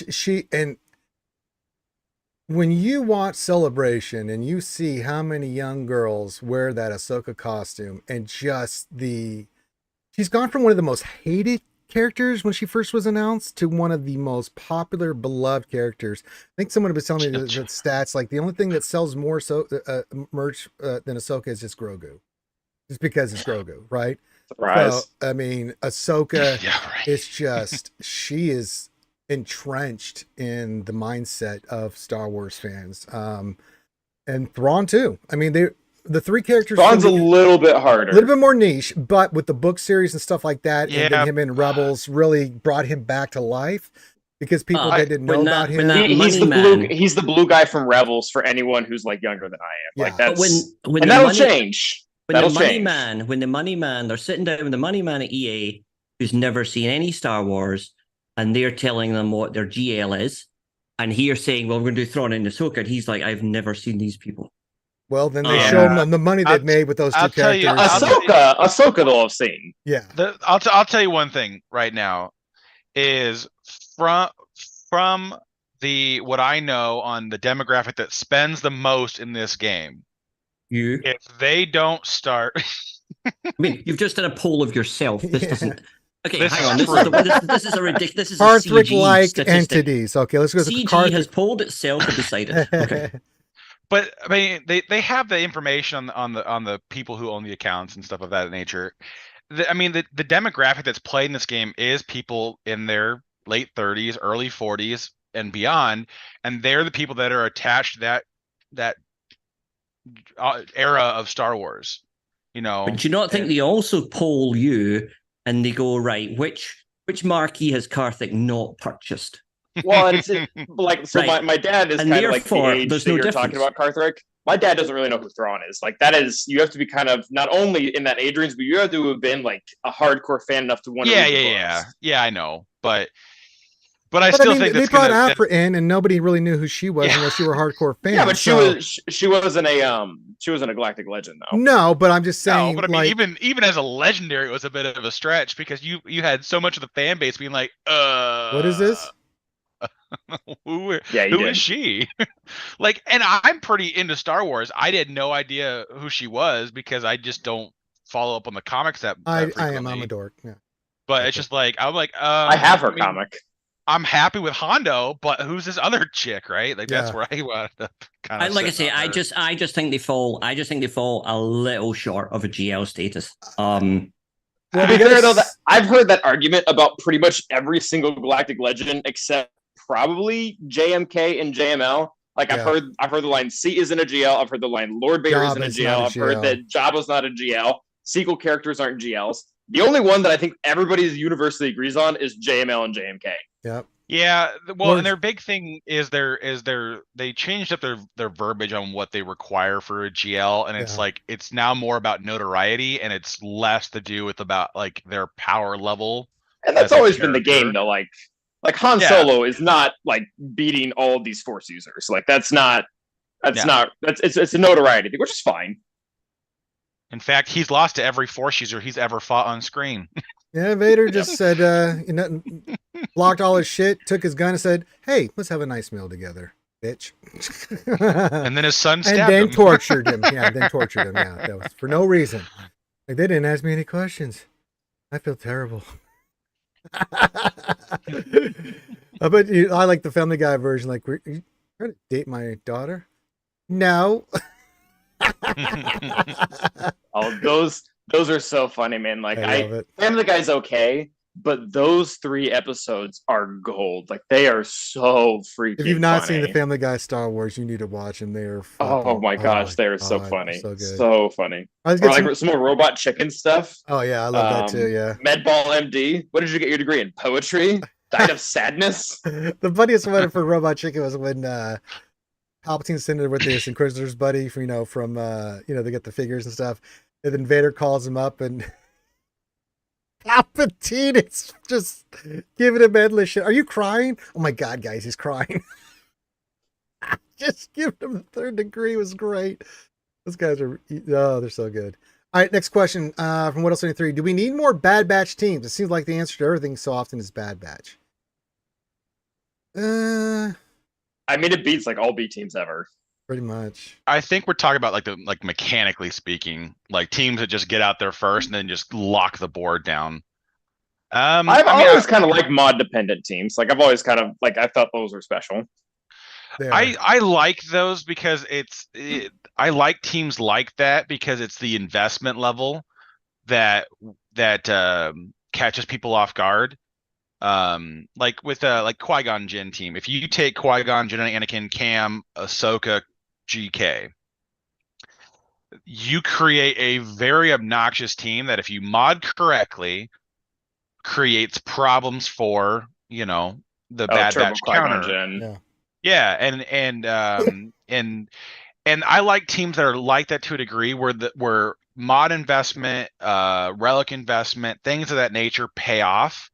Because it feels like it's more satisfying when they function properly versus teams where it's like, well, I just have this character and it's a hard counter and it doesn't matter if it's gear 11 or relic 8, it's still going to beat the crap out of you. So that's how CLS felt when he kind of first, like when he got his full team of like Chupio. You could have the team modded like garbage, and there were just so many mechanics that they would just pull the weight of the team. Like you could, so many people. I remember when we would. This is a long time ago in TW when we'd do against like gas. Like everyone used their CLS, and everyone would lose because all their CLSs were modded like garbage because it beat so many teams modded like garbage. Yeah. Can't do that against Gas because he gets angry. No, gas. Yeah, that actually matters. Don't have a lot of good mods. You're going to die horribly. All right, Nathan H. Question: could we eventually see a Rebel pilots team? If yes, who would join Wedge and Biggs? I don't see that one. Pilot Luke. Yeah, all right. Here we go with Red 5. No, eventually, someday, sort of. I don't. At this We point, do I all don't want call it. Porkins. Porkins would be cool. Porkins would Listen, be cool. I want Porkins to have it like a 5-turn cooldown where he just He crashes into suicides, something. yep. Pull up. I got it. Got to Yep. pull out. I want Porkins, and then I want the A-wing pilot, and then I want them both to have suicide mechanics that instantly defeat. Like the A-wing pilot Kamikaze. instantly defeats the capital ship, and Porkins instantly defeats like a Well, cargo the ship. difference larger. between those two is Porkins just his ego got the better of him. That A-wing pilot knew when he flew that pass, he was going down. He knew he was going down, and he made sure he was taking that ship with him. Porkins was like, "Oh, I can handle it. I got it. You know, it's the A-wing pilot. He knew as soon as he got hit, he was going down. So I like the A-wing pilot. That was really green leader. I think he was green leader. I mean, Like if they a did the boss. an A-wing, a B-wing, and like Pilot Luke, we could really breathe some life back into the Rebel fleet. But the problem is that whatever they Oh God, create, Helly's here. it has to be able to either be flexible on where it's used or has to be intentionally written like the Raven's Claw, where it's like, well, if home one is the capital ship, well, if home one is the capital, if the home one is present, it's like, okay. We Give get me it. like a Brian Regan voice right now. You know, it's just one of those things where I'm just like, oh my God, just. And that's just what they do, though. Like, you look at Zora's kit, and it's like, the leaders of resistance, non-online force user. Like, it's just the game we're in right now. Which I'm okay with, but like that's the thing is like a lot of people would feel somewhat cheated to have Red 5 come into the game and then not be a part of the meta. Yeah. So it's like Not get to be used with Hans Falcon and Profundity. Yeah. So like it kind of seems like they would either need to be like we get a second home one, and then home one Mark II, and then that's the new GL ship. I mean, there comes a point where the Rebel saturation just gets too high, and we have to go elsewhere. Which I think that's where they're going to head with the fleets. I mean, we're getting the Leviathan now. I would be wildly surprised. I don't think it necessarily needs to be the same as a GL or Journey Guide fleet, but I know Trench will at some point get his own capital ship. But then at that point, I think they need to go back and build up some other fleets. Like, let's make the Endurance fleet viable. Let's make that like, one's so far away. Like Akbar, they could do like 2 or 3 ships. Endurance has like nothing right now. No. And well, it depends how you split it though, because if you want to do like clones with the Endurance and Jedi with the Negotiator, I can see that. you don't need a ton of ships to make that work. 1 or 2 ships could flip. You need there's only 7 total though, so like your one fleet has 3 and the other has 4. Yeah, but so you need to add 3 ships ships total to get your 5 and 5, which is what CG's been designing most of their fleets around. But even then, like, are Jedi Consular and Sarge are they gonna make either of those fleets viable? I guess they could jerry-rig it. They just do what they did with Marauder, with the Sith Bomber. We're gonna give you a ship that makes this invincible. Yeah, I guess so. Like a Ravager to come in and like massively buff all the clone ships is what you're saying. Yeah. Well, they could retool the Endurance's kit a little bit to be more specific to the allies that are present. But I mean, like, give Grandmaster Yoda a ship that is just stupid fast, and then you can keep the rest of the fleet pretty much the same. And then give the Bad Batch a ship, and then I don't know, pick give. Oh, did I say Ravager? What is the Bad Batch's ship? The Marauder. Marauder, that's what it was. I'm like Ravager. That's Nihilus' ship, that's right? I was like, well, that's a different faction entirely, but yes. I meant to say Marauder. But they could do the Bad Batch ship, and then they could give like Cody a shuttle as well, because that's how he travels in most of Star Wars, is via shuttle. So you could give bring in 2 shuttles to the game, and then you could support the clone fleet fairly well. Yeah, that would work. So Grandmaster Yoda, Bad Batch, Cody ship, and then maybe a 4th for funsies, because that's what. No, did the Sith get 3 or 4? They got 4, right? The Sith got 3 ships total added, and then the Fury. capital ship. Yeah. Fury, Yeah, okay, that makes sense. Fury, Interceptor, Interceptor, and then Dagger. Yeah, that's right. I mean, it's maybe look. See, I could see 3, and then we could start to do the split. But But- Akbar but honestly then- might be one away if they're. It's if they kind play of their cards misleading right. with the Sith because you do have Leviathan and there's 8 Sith ships technically, but Emperor Oh, but 2 Shadow of them are Tide- Empire. Yeah. 2 Yeah, of them are they Empire. intentionally said when they brought out Yeah, the they Leviathan that they had no intention of getting shuttle or TIE Advance a part of the Sith fleet. They did not want them to be a part of it. No. Yeah, we can see that over time. Like the whole reason Defender and Scythe came out, and really even Interceptor, was to have 2 full functional Empire fleets, and actually did a really good job at that. Yeah. Right. Next question. What else? Any 3 questions. So what Ranger is saying is Jar Jar needs his. Okay, now moving on. I don't want to answer that question. We don't want Nice to keep going try. back to it. But can I point out that Jar Jar Binks has more lines in the film than Kylo Ren. Yeah. So, That's Like- because Well, he's not it- as cool as Kylo Ren. I have a 12 pack. Jar Jar just Yeah. has a big tongue. but that's it. I mean, that is the weird, like it is so strange that kind of people. Well, and that's No, not no, even I like a know. niche statistic you're saying, Aldous. Like you have the list. Jar Jar has Yeah. more lines than probably half He's the characters in 22nd. game. He's 22nd on the list. Yeah, so he's almost an anomaly at this point. I guess Beckett. Yeah. How far is Beckett behind him? Yeah, Beckett's 17 on the list. I don't know how many lines. Hang on, give me a second. Jabba's on 106. Beckett's 174. Beckett is 4 lines behind Yoda. Oh wow. But yeah. That it's, is why. You fail. But yeah, so no, I'd say anyway. Yeah. Okay. It's strange he's not in the team. Honestly, I do think it's strange. I do think that with them making up people, and I think it's very interesting to see how this made up character gets on in the game. Because you talk about how much we love Ahsoka and she must be a GL.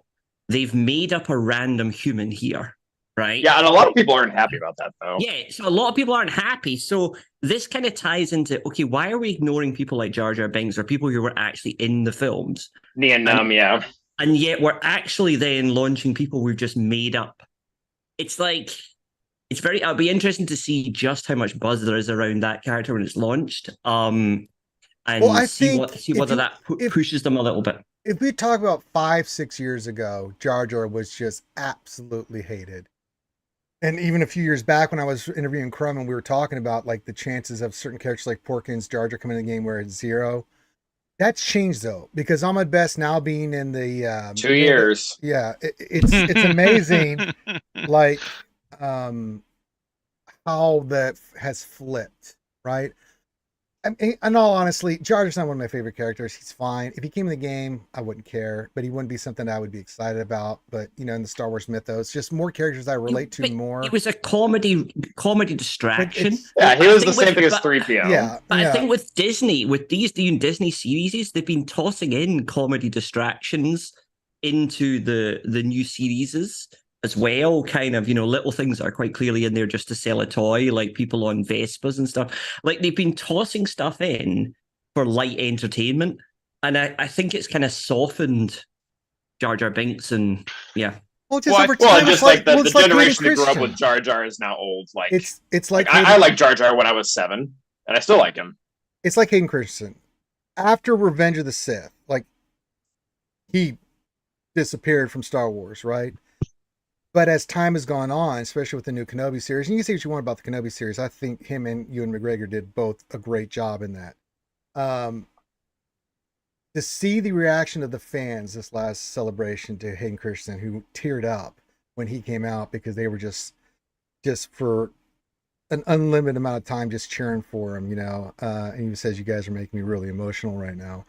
It's flipped, because back in the day, the vitriol for Hayden Christensen, which is not his fault. He was only, he's a new actor and he didn't have the best direction, and it is what it is. But now, as it's flipped, so I can see how for these people, it's flipped, So I could see Jar Jar getting some love in the game, and it's changed. It's changed. I wouldn't be surprised if we got it. All right, let's get to oh goody, heli question. Helly, quick non-Helly question. Can we give an Archie charity effort any money yet? No. I need to rebalance my karma and I can't think of a better cause. Hashtag support Archie charity events. August 5th, we will be launching the kickoff of our 2023 campaign for the American Cancer Society. We'll have a 24-hour stream. Then you may donate, Helly.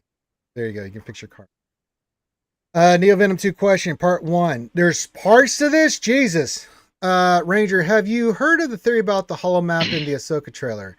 If you played KOTOR, then it looks like the star map. The other part is Thrawn is after a Star Forge for its shipbuilding capabilities, way to replace the Katana fleet in Canna. Wouldn't be surprised. I mean, anybody who's ever in the Star Wars universe that's heard of the Star Force from the Rakata, you do everything you can to get your hands on one of those because it is an automated factory kind of thing that just makes unlimited droids into or ships for you. That's what Revan used and Malik used for their domination when they started the Jedi Civil War after they kicked the shit out of the Mandalorians, and there's a whole thing to it. But yeah, the Rakata were really powerful builders. And what makes their technology so crazy is it's not powered by anything but two things. Stars, but near star, and the Force. And it just runs itself. That's why they're so deadly. So yeah.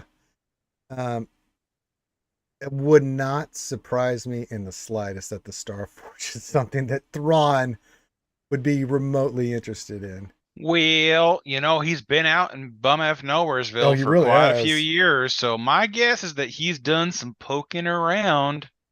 Is that the exact location? Yes, the exact star map location is bum F Nowhere. I mean, they haven't even told us yet where he's been the entire time or how he survived. I guarantee you they're going to have to get into that with the Ahsoka series, is have some flashbacks Which they are. to It's going to be the unknown regions, right? Yes, yeah, the they're unknown deep in the regions. unknown regions, but they had to have survived somehow because, Yeah. well, everyone who got ported out there came back. So Well, there's a story to tell on that front too. Well, it's really interesting. The galaxy in Star Wars, only 70% of it's been explored, which is crazy. Now, which is a huge amount of space. It's a ginormous galaxy, but there are places that have not even been, they've even tried to go to.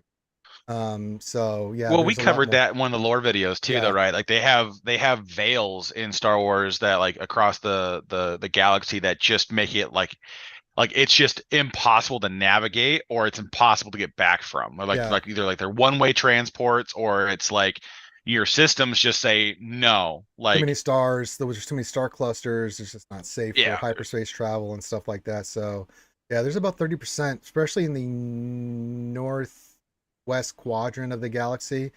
Pretty much southwest, southeast, northeast. That's where you see a lot of the outer rim and all the other planets and stuff, which is, if you think about it, it's a galaxy. You're talking about huge swaths of space. And even then, on the very outskirts, they haven't explored all the outer rim, and that's where you have like the mall and other things of that nature. But yeah, it's amazing. I was looking that up when I was doing one of the things for the lore video. It's like, oh, that's an interesting fact. I didn't know that. There's a giant chunk of the map that says unknown region. Yeah, Yeah. You're like, we oh, have no idea what this shit is. interesting. They also did kind of clumsily bring it into Jedi Survivor with the Kobo Abyss and traveling across to where the what I believe were the High Republic people were. Yeah. So it is possible that they did start even inside Jedi Survivor bring in this concept of abysses you could cross to areas that nobody could ever get to without storm. So maybe they'll use something like that. Yeah, and that's like even the new canon Thrawn books, they talk about the unknown regions constantly. Yeah. Yeah, well, that was a thing with. So this is a kind of a thing with Survivor where they kind of had to head this way with that planet, because in every story that happens between episode 3 and episode 4, if the characters are of notoriety to a degree where they should have been known, you can't have somebody who's constantly assaulting the Empire and then be like, he didn't join the rebellion. That's weird. they have two endings. Either they die, like they do at the end of Rogue One, or they find some way to fade into obscurity on some other place where they get Or marooned or they're trapped or somewhere whatever else working on else. something else. Yeah, you So know. they, So but they have to make it far enough away. It can't be like, well, we weren't on Tatooine. We were over on, gosh, I can't think of a planet that's close to Tatooine now. But they have to make enough sense. Like the Star Wars galaxy is big enough, but when you have the like known facts about a character, it doesn't make sense for them to sit on the sideline of certain things. So they have to kind of do a decent job of explaining where they go. And so I feel like the High Republic is kind of tapping into a lot of this technology of how there was a golden era of technology and scientific discovery and information because there was just way exploration. less Yeah. war going on. And so they advanced a lot of that stuff. And then as the fall of that came kind of crashing in around, a lot of that became lost. And now they're going to use that as a way to, well, this is how this was untouched for so long, like the Kobo Abyss in Survivor. Well, you had to use this array to get rid of this material that just kind of grows wherever it wants to go, and then you could travel the lane in between the locations. Yeah. So Or Thrawn could have been in the multiverse with Ant-Man. I'd be Another okay with option. that. I I'd be okay with that. I don't think Star Wars is ever going to do a multiverse. No. The first thing that came to my head when you guys started talking about this, though, was more like Captain Marvel, who kind of like dropped the line on them, like the universe is a lot there than the Earth or whatever. I'm like there are other things out there. Yeah. Yeah. And if you think about just in each section of the galaxy, there's its own thing happening. When we think about the rebellion and the Empire, yeah, it was a big deal, but there was fights going all over the galaxy that each rebel sector we saw, and I think that they've done a great job of showing that there was the main rebel force that eventually came together under Mon Mothma, but there were sectors. They even talked about in Rebels. We had to stay here on this planet, and we had to make sure the Empire didn't come back because we just couldn't do it. We had to have people here fighting the Empire or waiting for the Empire to come back. And that was the case for a lot of places. I thought they did a really good job in Mandalorian. Was it series 3 or Book of Boba Fett? I don't know. About kind of saying, look, we're out here in the Outer Rim. Will they send us help? No, they won't. Oh yeah. And Yeah. introducing Mando season 3. kind of pirates. And hang on, there's stuff that's going on at the Outer Rims here that are Power not vacuum. necessarily Yeah. where people aren't intervening because they can't be bothered. And yes, the rebels wanted to go and help, but they weren't allowed. And I think they did a good job in kind of creating that distance and making, like you say, making the universe seem a lot bigger than just I push a button, I zoom across, and I'm there. They made I thought it was a nice job they did, just kind of making it bigger. Well, and that was part of the thing that the lore that gets glossed over in episode 7, right? Is like there is a lot of importance to Jakku that just gets glossed over because of how we get introduced to it. Like you see a crashed Star Destroyer, you're like, oh, well, that's okay. Yeah, the Empire's fallen. That's fine. Like the Battle of Jakku was massive. It was a huge battle. They did it. I mean, It was massive. D-Day. It was crazy, and like people like, well, the Empire was defeated back on at the Battle of Endor. Like, why does this matter? I'm like, you got to realize the Battle of Endor was, from Palpatine's perspective, a ruse. It was never designed to commit his entire forces to, and he wasn't intending on losing the battle. He was intending on drawing in the rebellion fleet with a target that looked weak, and then surprise, the main gun on this thing is operational, and we can fire at you instead of planets. And so they had this this ruse that ended up not working, and they destroyed the Death Star and the fleet there, but that wasn't all of his forces. I mean, this guy controlled a galaxy through force. And that's because they had, I mean, if you look at the amount of, that's the whole point of the heir to the Empire is like, the Empire didn't go away just because Palpatine died. No. Yeah. Oh no. It wasn't for many years later until the Imperial Remnant became a thing, that they still had all their stuff. They had tons of stuff. That's the thing I miss most about like the Jedi Outcast series and the Jedi Knight series was like it was so well developed that like the Empire is still a prevalent problem. Yes. Like it's not gone because we beat them at this one place. Like there's still a problem. They still cause issues in large parts of the galaxy. We didn't get away from it, and the New Republic doesn't want to fight it. So as long as they're not actively engaging in New Republic forces, they just kind of let them go.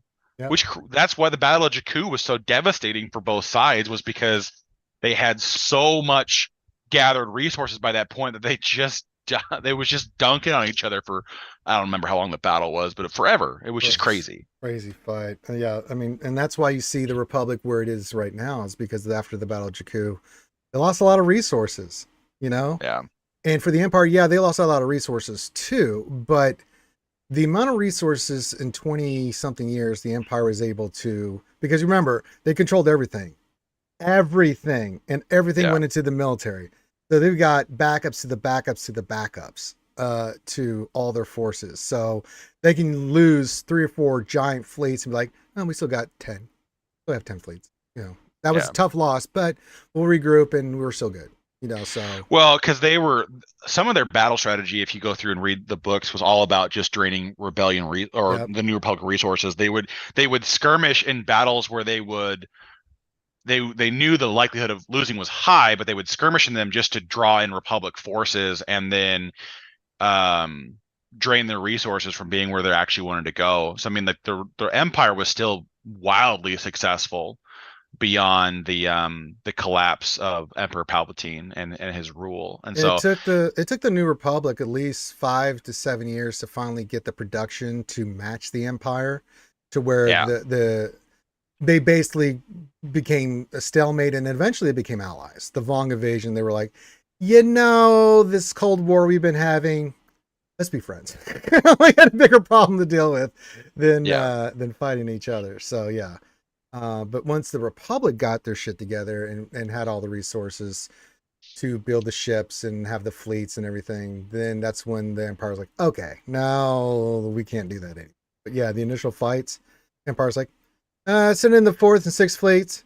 We win, great. We don't, fuck the Republic. They'll lose all the resources and they'll be in trouble. So yeah. Yeah. So, all right, last call for questions stuff. We're gonna get out of here because I'm still recovering from Vegas. Christ almighty. Just some upcoming dates and stuff while we're waiting. We'll let these guys, Calvin and Aldous, pimp their stuff here. Please support their content. They put out great content. I watch it. Why aren't you watching it? So more Calvin than Aldous. Aldous, you just watch live and have fun. Not great. It's not great content. It's entertaining. It's not It's great entertaining. content. I mean, you watch, you watch Aldous for. Isn't that kind of like the definition of great content, though? I mean, yeah, I would say so. I mean, so. I look for content to be entertaining, not to be Great. great. Yeah. Maybe I'm doing something right after all. Ah, there you go. But remember, August 5th, ACS stream is 24-hour streams kicking off our ACS campaign. September 1st, for our patrons and VIPs, I will be getting my tattoo that I promised you guys. That'll be recorded, and then I will put that in Discord for you guys to see the tattoo. And then sometime after that, once that heals, sometime in September, October, I will do my hot tub stream. I owe you guys a hot tub stream. And that'll be around the corner as well. So You're moving to those Kick? dates. Sorry? What's that? Are you moving to Kick for this hot tub stream? What is this? No, I'm gonna do it on Twitch. Okay, I'm just checking. I don't give a shit. What else? I think that's the big dates. And then you're looking at doing something with the team going to Florida? When was that? Yeah, we're looking at maybe going to MegaCon in Florida. February 1st through the 4th is MegaCon, where we can get all the skewers together. I can bring down the Mando costume and wear that for you guys, and we can walk around MegaCon, as part of the skewers and just hang out with everybody and have fun. So that'll be a lot of cool stuff to do. That's tentative. Let's wait on that until we get that locked in. But that's just get that idea in your head. If you want to have a skewer meetup, we're gonna all head down to Florida and go stay at Casa del Fin, the giant mansion he has. It's a big house. It's a big mansion. A big fucking mansion. Let's just do that. Helly has something to say. Question. All right.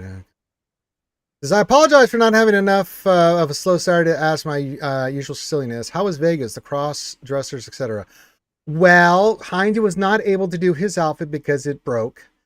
Ram did wear his Rey costume, but he wasn't able to do the Slave Leia outfit because it was dinky and it broke too, unfortunately. Like, You don't think about it. Those Feel- little flimsy outfits, like as soon as something just literally goes wrong, it's like, well, that broke. And you have no way of I fixing it. feel like there's a reason they bought them on Wish. Yeah. Vegas was a blast. I had a awesome time meeting everybody, not just the content creators and hanging out with everybody, but the fans that came there as well. It was a blast. There's video in the general Discord of me when I was walking down Fremont Street on Friday in the Beskar costume.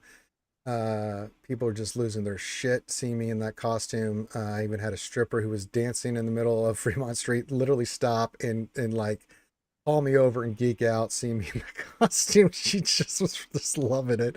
And so we did some cool stuff with her. A lot of the people, all the other costume people there that, get your picture taken with. I think there was like Freddie and Pennywise and a bunch of other ones. Stopped what they were doing, ran over to me like, oh my God, can we get your picture taken with you? I'm like, sure. Absolutely. And then all of a sudden, the best reaction was all these adults that were coming in and giving me $20 to take a picture with them. I'm like, sure, you don't have to, but they did it anyway. The best was the kid. The kids, every time they saw me, were just geeking out. There was one little boy that came over and just couldn't stop staring at me. Wanted his photo taken. I did it for his mom and let him hold the Darksaber. He's like, he's just loving it. Don't break it, don't break it, don't break it, don't break it. Oh, you can't break that. The thing's sturdy as hell. But it was a blast. But it was a lot of fun. A lot of chaos. Boy, oh boy. But it was definitely a lot of I had a great time in Vegas. So with that, I don't see any other questions. I think we'll wrap it up a little bit early here on the Jedi Academy. Check out our other content. I don't know if we're gonna get a lore video into tomorrow. I'll make sure that everybody can. If I can get in, and I will. So much going on right now, and I'm still trying to recover. I'm not 100% right now. I'm still Just record the bit where we just droned on about ships and just launch that as some ship lore bit. I'd rather not. Yeah. One day we will cover ships in the lore video, but I'm not looking forward to that because it's so engineering feat. Ugh. So, some of them are worth doing. Like the Starhawks is really interesting to talk about because of everything that it incorporates. But like the standard Navy vessels are like you have to get like the super dreadnoughts and stuff like that. Those are interesting to talk about because they're destroyers just, and stuff like that. They're the feats of engineering that go into it, like and ridiculous. Giving reference on the size, like the size of the Executor is just. It's the size of New York City. They actually put it over New York City like its actual size. I was like, yeah, that's terrifying. That's how big that is. It is the size of New York City. There are a lot of things like that are fun to talk about when it comes to ships, but then like getting on the nitty gritty of like starfighters and things like that, it's just like it's a lot about nothing because there's a dozen lore videos about that already where it's like they do a much better job.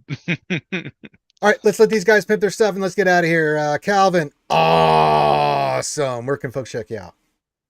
Yep, the main place you can find me is Calvin Awesome, just those 2 words on YouTube. We have a lot of guides going out right now. Our last one that we had was the best character to take to Gear 13 on each and every team so that you can kind of get more bang for your buck instead of having to take all 5 characters to Gear 13, which one is going to make the most difference, like Echo or Mara Jade or stuff like that.